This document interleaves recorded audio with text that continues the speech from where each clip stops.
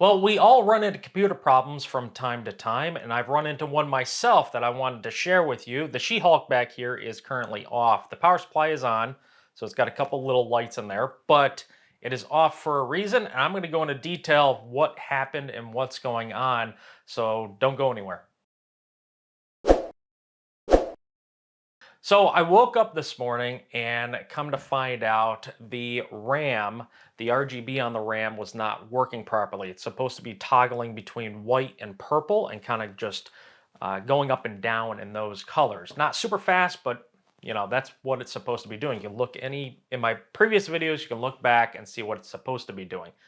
So that initially made me think that there's a software issue, and I don't know that that's the case anymore, but we're going to find out here. And this whole video could be a flubber. I may not even post it, but if you're seeing this, obviously I posted it. But what's going on is I think there's a software update issue. So that's what's happened with the graphics card. The light going across the top would just stop working without reason, and I would have to go into Armory Create, update software, firmware, whatever it takes, and then usually with a reboot it would start working again. So with the RAM, this is Corsair Dominator Platinum RAM, and this was not working properly. So I went into Armory Create, even though it's not iQOO. I updated a whole bunch of stuff in Armory Create. I was going to go over to iQOO software, but what I happened to notice after updating, now this may have taken place before I updated it, but there is a code readout at the top of the board right there. Now, because it's off, you can't really see it, but there is a code readout, and what it read is code 53, which leads to a memory issue, whether it's a speed or just some sort of an initialization error. So that's what the code kind of means in a nutshell. So I was like, oh, that's funny. It's kind of just stuck on that.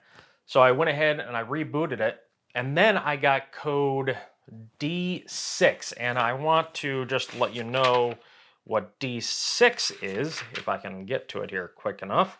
It says no console output device are found. Now that could be like the graphics card, but it's kind of weird because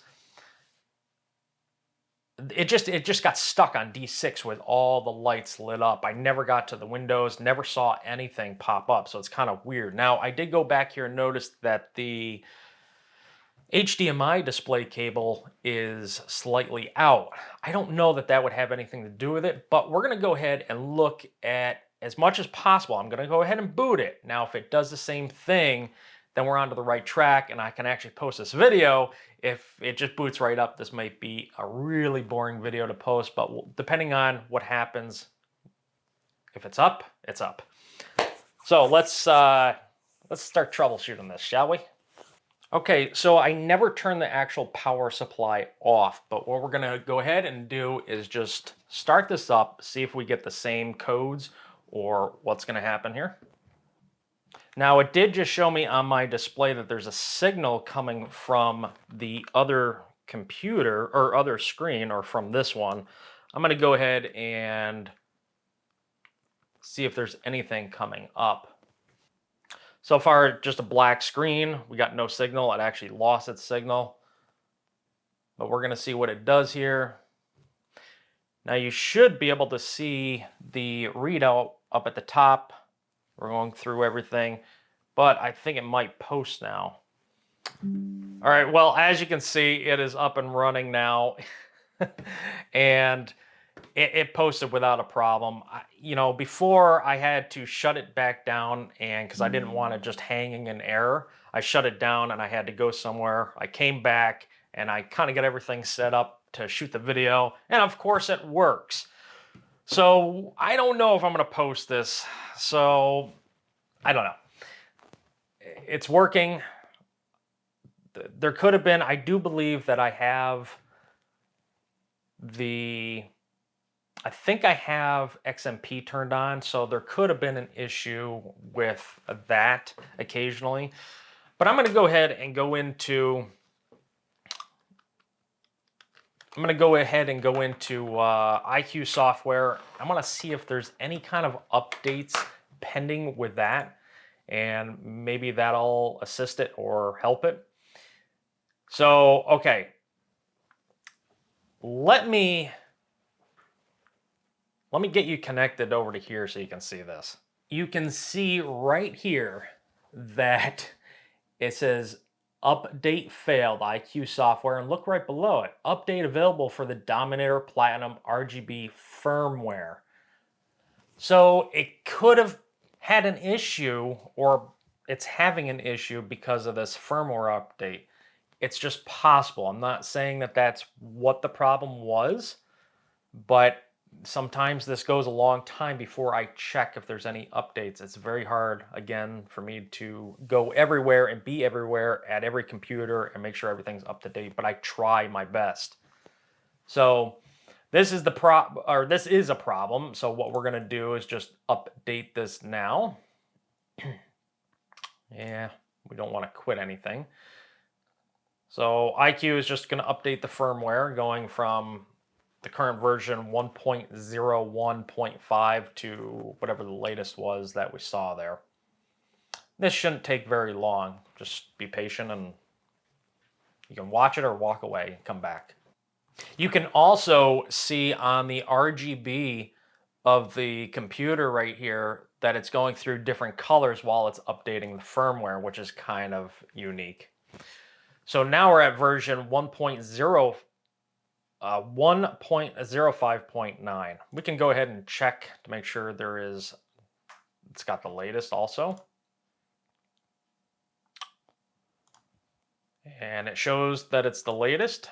So now you can clearly see that the RGB is doing exactly what I said it should be doing now.